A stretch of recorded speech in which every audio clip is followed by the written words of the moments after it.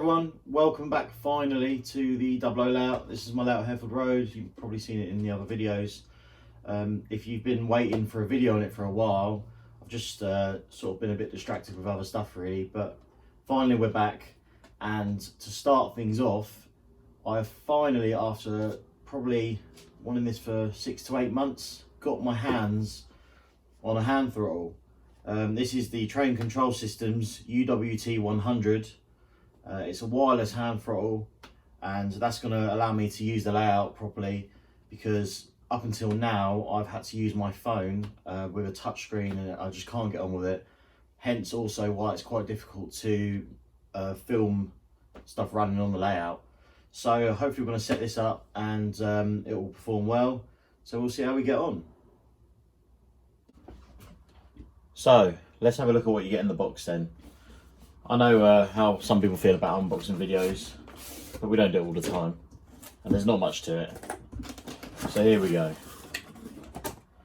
Inside we've got, as you'd expect, the quick start guide, which is just the manual for how to use the thing. As you'd expect, a nice picture on the back showing what all the buttons do. Also, well, yeah, we've got the invoice there. Hello darkness, my old friend. Ridiculous money. So the top foam out. There's the hand throttle. Very nice. And just for you YouTube viewers, oh, lovely. But yeah, so that and 2 batteries, that's all you get. So let's chuck the batteries in and fire it up. Now, before I go any further, I must point out I'm using a Digikeijs DR5000 controller for my layout. This, much to my annoyance, would not work on its own with the DR5000. So to use this already expensive hand throttle, you have to buy this, which is a Digitrax LNWI. This is another £80 on top of the already £260 for the controller. So as you can tell, it's getting quite expensive, but we want the best. So just bear this in mind. Some command stations will support it, but the DR5000 needs this to give you the Wii throttle Wi-Fi signal, so that you can actually connect the controller to it properly. If you try and connect the controller without this, it will find the DR5000 serial Wi-Fi server, but it won't be able to connect properly and you won't be able to use it. So don't find out the hard way like I did, and research these things before you buy them. Now, to fit this in a DR5000, if you are interested, couldn't be easier. It comes with an RJ12, I believe it is, cable, which is similar to a lot of sort of Ethernet cable. That just plugs in one of these ports and then goes into LocoNet T on the DR5000 control station. You've then got power in here. Plug it straight in and away it goes. So we'll do that now and then we will fire the controller up. We've got our Digitrax LNWI plugged in. Take the controller, you hold any button to power it on, and then press 2 to start. So first things first, it should search for Wi-Fi, which mine is. Hopefully it picks up the network, otherwise this will be embarrassing. And there we have it, DTX1 LN server. So that is our LNWI. If we scroll down, you can actually find the DR5000's Wi-Fi server, but we don't want to connect to that. So we'll select that one, acquire an IP, found LNWI server, and then save. So now it says connected, so fingers crossed, we should be good to go. So if we have a look at the layout now, we'll see if we can power some trains. So here we are then. Layout power is on. We've got the controller set up ready to go. So it's very easy to follow. So these 4 buttons up here, you can set them to whatever function you want. As you can see, I've got them set to function 4, which I use for active braking, and then function 10, 11 and 12 currently. This is because the function buttons themselves only go up to 9. So obviously having F10 there and 11 and 12 is handy because it saves you going through to the other function lists. It's very similar to an NC power cab in the way that it's got the thumb wheel in the center. It's got the buttons either side where you can go up and down in speed steps in one increment. or in multiples of 10. You see like that. Below, this is a menu button. This button here is for changing direction with your locos. This button here allows you to access functions 11 to 19, 10 to 19, sorry, and 20 to 29. So it is a latching button, so you just press it once and then you can see you've got function 11 will come up. Press it again, you can keep pressing it.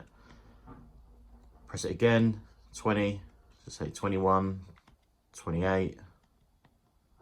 And unlike the power cab that I had before, it will latch, so you don't have to keep pressing this every time. You simply just press it when you want to get off of that sort of setup. You've got a help key here. If you press this, it shows you what functions you've got enabled and what does what. So you can set all these up, apparently in JMRI, so that you can have your own labels for what they do. So we exit that, and you've then got this button here, which is select your locomotive. So press that, we are going to select the 59, so that should be 5900, and then enter button is down here at the bottom. Here we've got for switching points. I'm not going to use this, I'm going to have a mimic panel made because I don't like having to switch points through the controller. I'd rather actually drive the trains with it. This button is pretty self-explanatory, it's an emergency stop.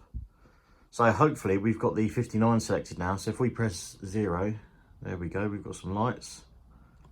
Change direction, more lights. So let's have a little play.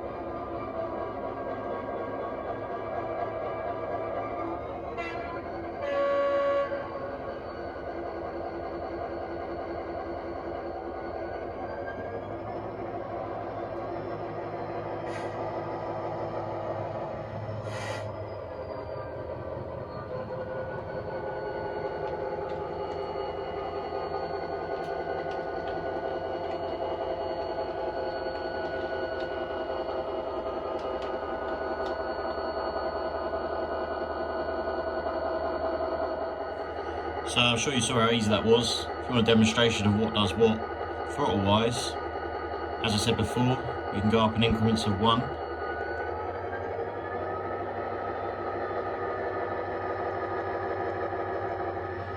We can go up in 10, down obviously as well. Change direction, and we can use the thumb wheel instead.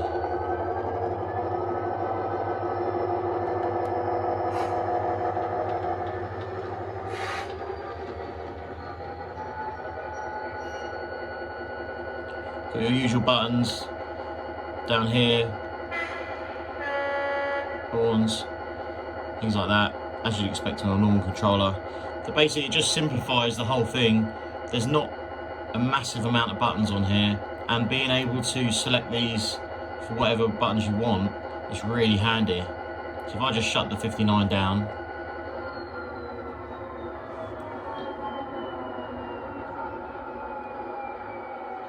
stop it making loads of noise. So I think to set the buttons up at the top, go into menu and then settings, throttle settings, change buttons. So you can see here you can actually set the top 4 buttons as you'd expect, but you can also set the arrows and you can adjust them to suit your needs. But I'm going to leave them as they are because basically this works the same sort of way as an NC power cab, which is what I was trying to replicate by buying this, because I found it very easy to use for controlling the actual locos. The drawback of a power cab was it had way too many buttons on it and it wasn't powerful enough to work with the frog juicers I use on my layout. So this is the best of both worlds. Obviously it's a lot of money, but you can do things like this. So if we want to select the first button, common functions, You can see I've currently got it set to F4. We can set it, if you like, F20 and escape out of these menus. And then you see we've got F20 at the top.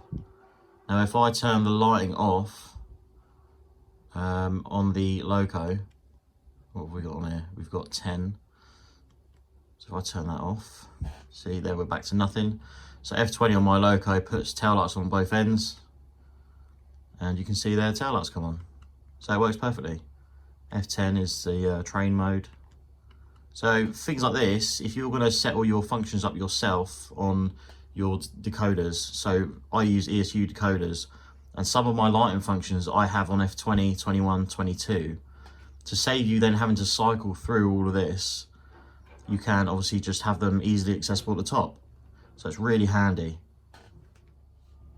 Now there's one more thing I haven't mentioned about, and as you can see on the top here, there are LEDs in the top of the controller. So if you go back to menu again, go all the way down to 0, select that, you've got your own flashlight. And it is actually really bright, so if you're under the layout wanting to do some wiring or something and you can't find a torch, happy days. So you just select it again to turn it off. And yeah, so other than that, there's not much to talk about really. It does exactly what it says on the tin. It's got a nice big display, so I'm very happy with that because you can easily see what's going on with your locos. There is a recall function also, so that you can easily skip through your locos. And yeah, it just does everything that I need. You've got a nice battery indicator up the top as well. The functions all come up on the screen, as you can see.